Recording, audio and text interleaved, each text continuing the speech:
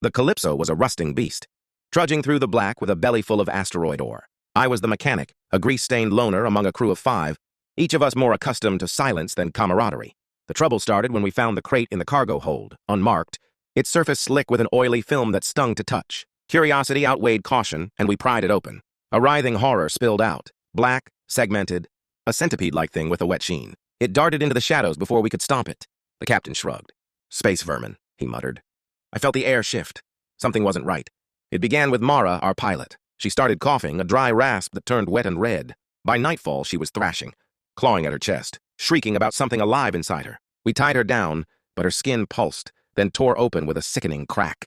The thing emerged, bigger, its body throbbing with crimson veins, and scuttled into the vents. The captain locked himself in the bridge, barking about quarantine over the comms. The cook was next, gone without a sound, leaving only a bloody smear across the galley floor. I heard them in the walls, clicking, skittering, multiplying.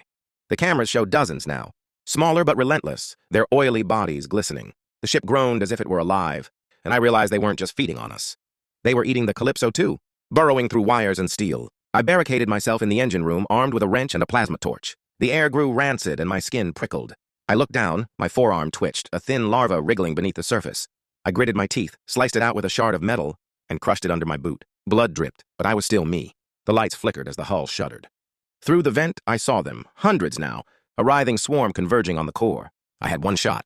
I rigged the engine's coolant system, flooding the compartment with liquid nitrogen. The pipes hissed, then burst, flash freezing the parasites mid-crawl. Their bodies cracked like glass, black ichor oozing onto the floor. The ship stabilized, but the silence was deafening. I was alone, the last one standing. The Calypso limped back to Earth, its corridors a tomb.